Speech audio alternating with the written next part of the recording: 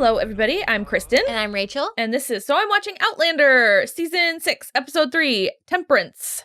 Ugh. Okay.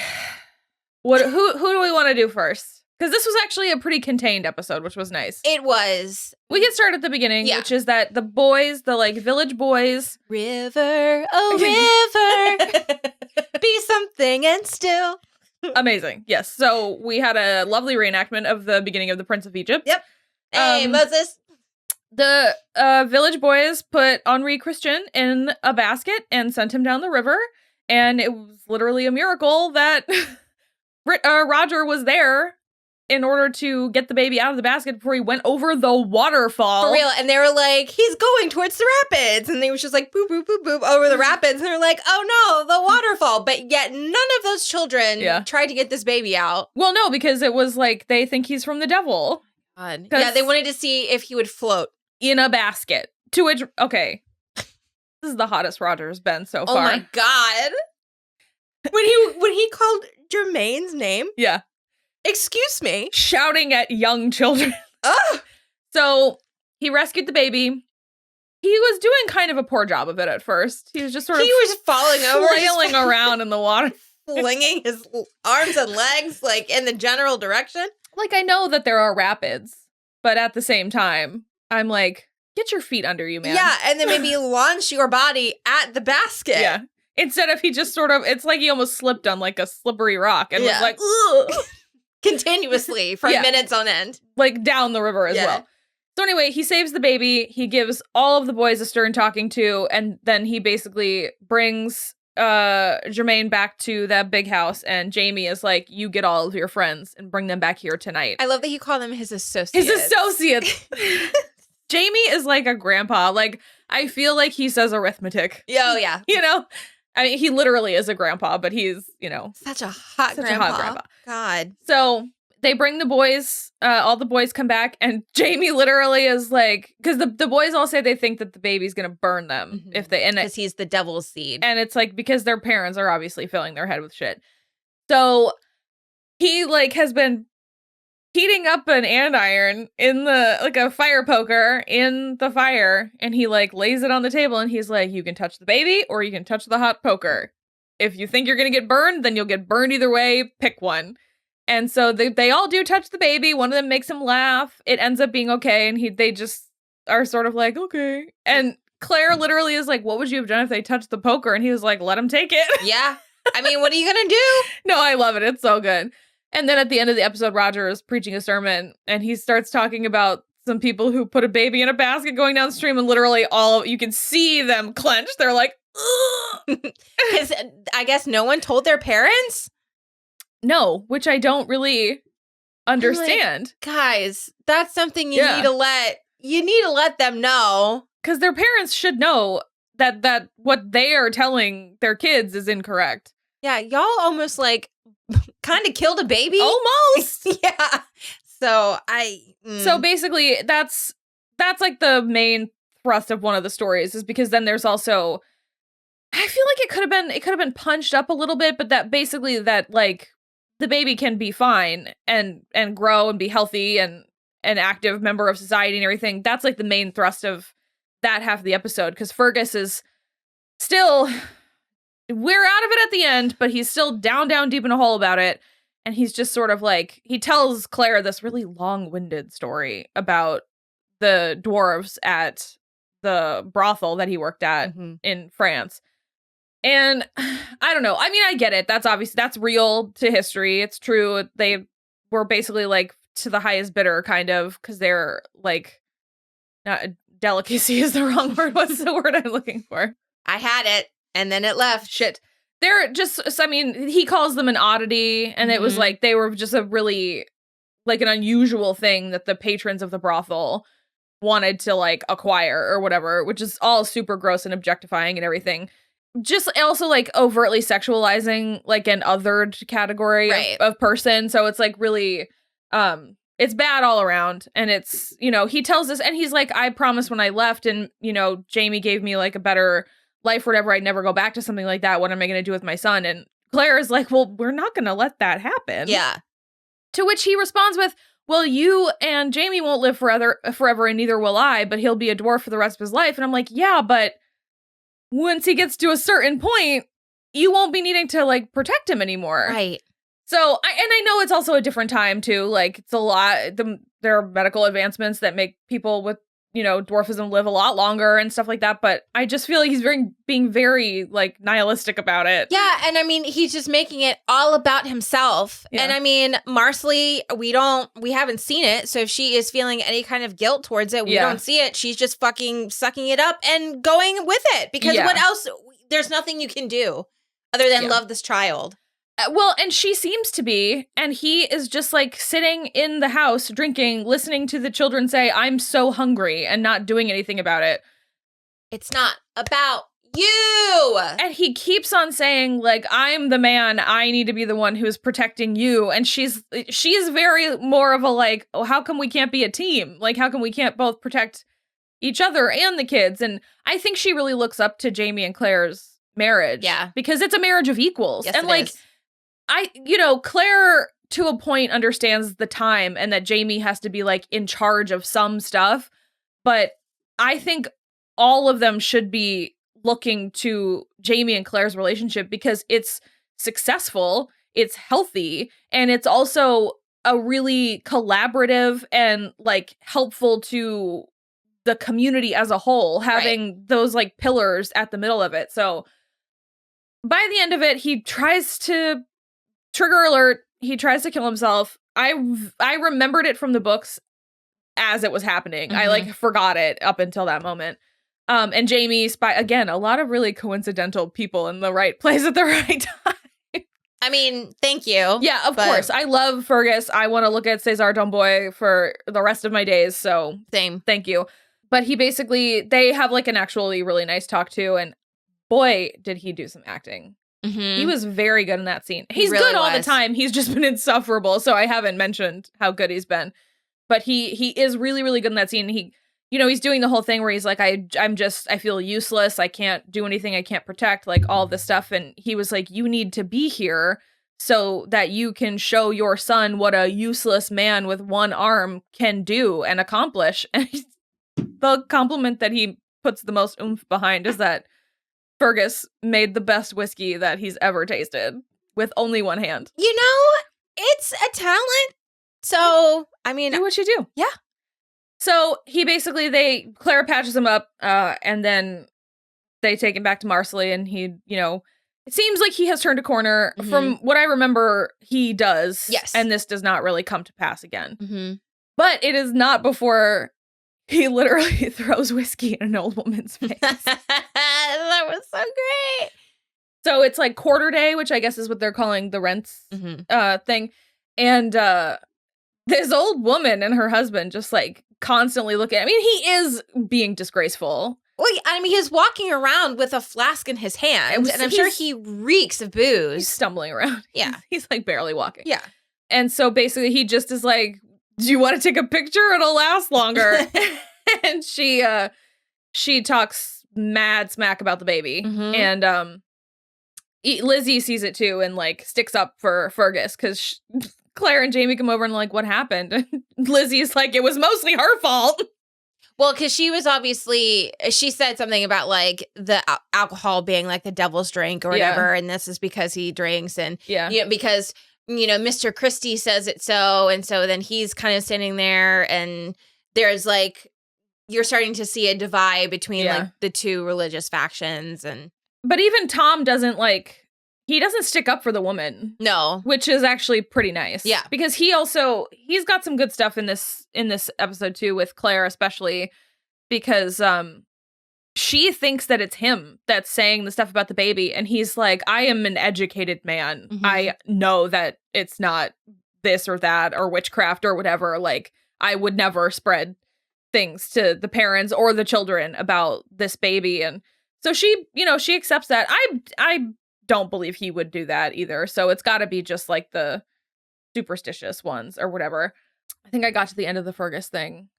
Yeah. Yeah. That's pretty much the side well, of it. And I mean, Marsley tells him that she killed Lionel Brown. Yeah. And that, like, really sent him. Yeah.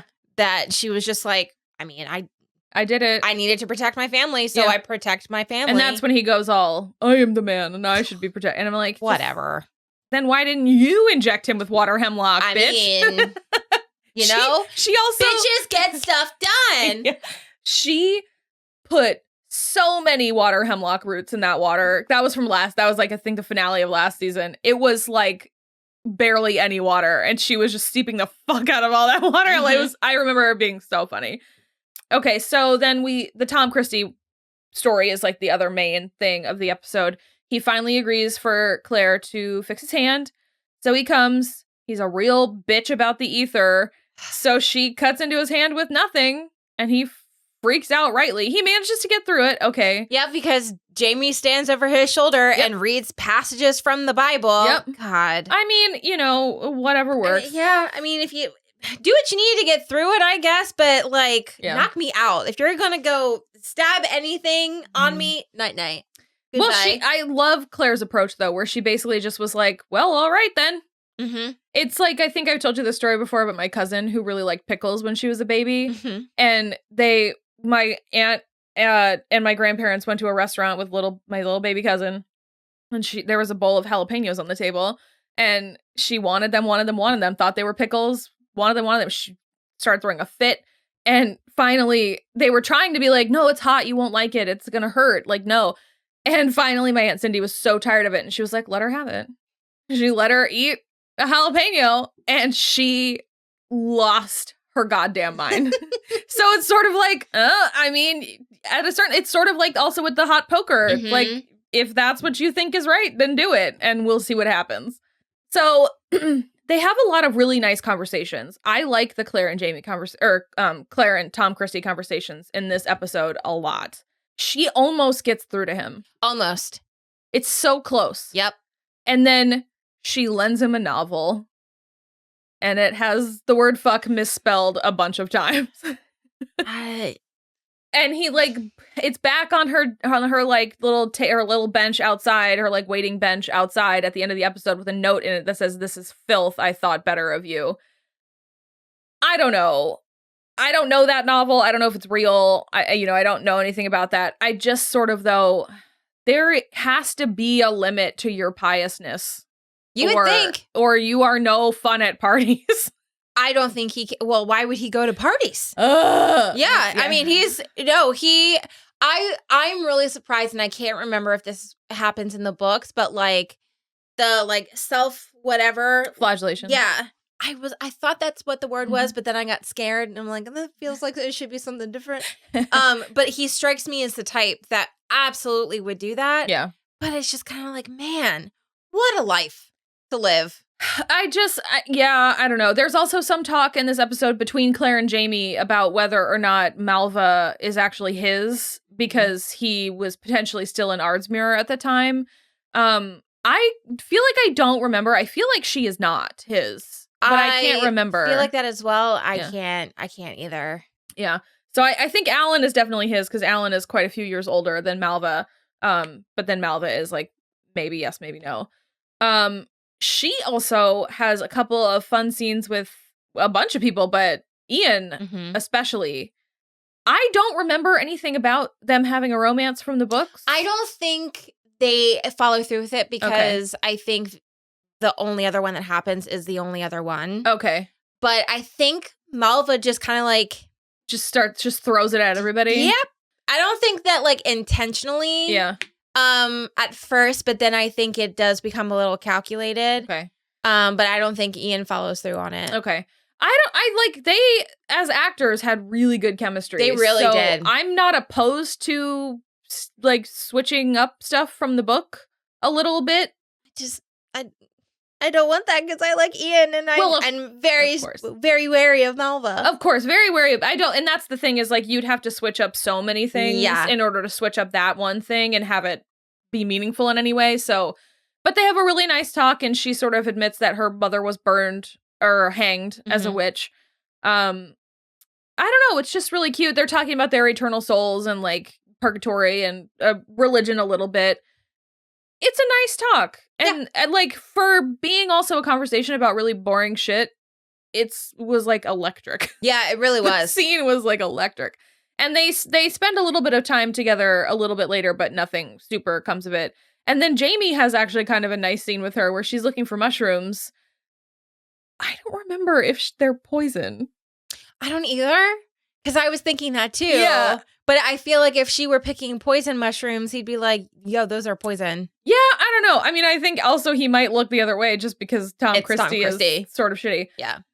Roger and Bree finally acknowledged and talked about the fact that Lizzie and Kezzy and Josiah are all three in a little throuple, in a little thing. Oh, she made a spinning wheel. Brianna made a spinning wheel for Marcelly, and she's very excited about it. Yep. And then Marcelly heard her calling a toy a vroom because it's a car. She said, "Why do you call it that?" And she goes, "Oh, it's just a noise that Jimmy makes when he plays with it." It's just like, and we were having a conversation, but like, we can't remember if they tell Marcelly or not. I don't think they do. Yeah, I don't think so either. I don't know. I think they should. Okay, well, so Fergus doesn't know either, though, right? No. So I think Ian's the only one that knows. Because Murtaugh is dead now. Yeah. So, okay, so Ian is the only one that outside their circle. Especially, I want them to tell this iteration of Marcelly.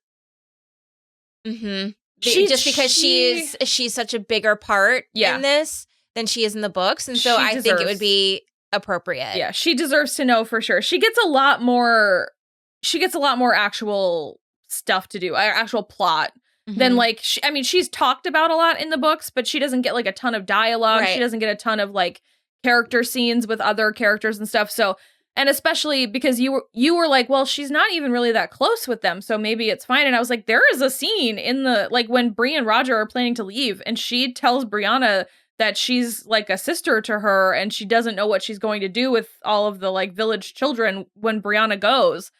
So, I don't know. I think she deserves to know. I agree. Yeah. I absolutely agree.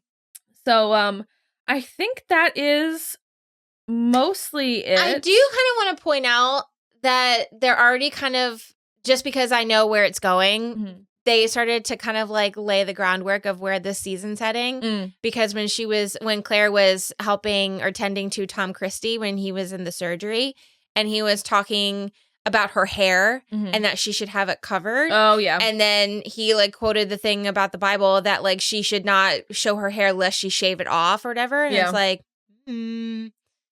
And she was making eyes again at that ether bucket. Okay. And so you mean to tell me that you can't hit it, so then you have a conversation and then you go upstairs and have a lovely, healthy conversation with your husband, asking him if he turned to other men while in prison to make it better, but you won't tell your husband that you're having traumatic flashbacks?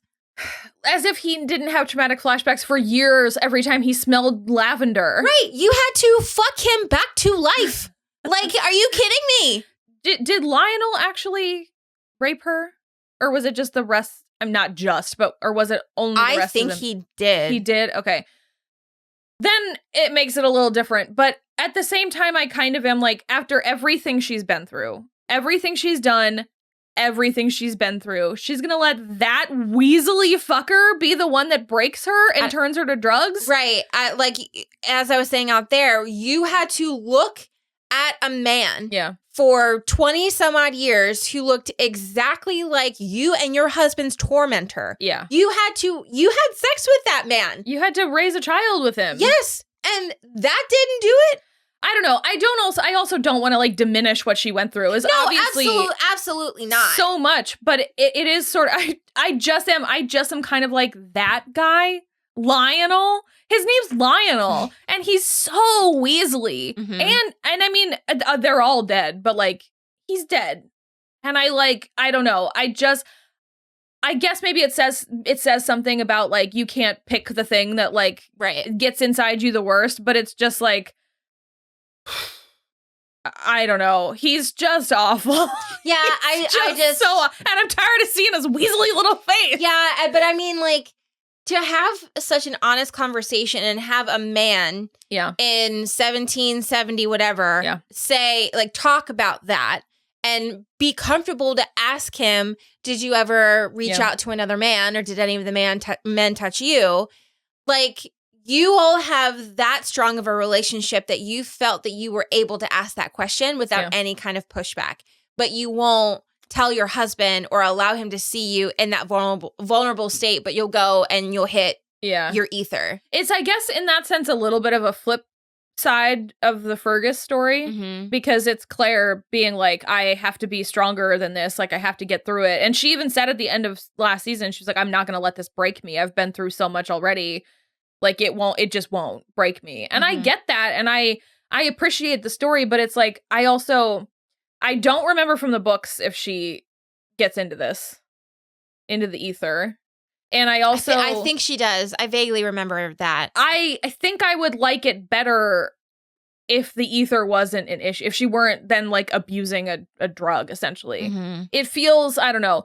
Like I said, it is kind of a mirror to the Fergus thing, but it's not a perfect mirror, and so it's not working quite as well as the Fergus thing. That's just me, I guess, maybe. But the last thing that we see is the general comes back, and he has the guns for which tribe was it again? The Cherokee. The Cherokee. And he basically also says they're swift and something like call to arms or whatever is very appreciated. And I was like, oh, I mean, about that, it's not 100% for helping you. And so then we find out that the Boston Tea Party has happened as well. And so Claire is like, well, shit.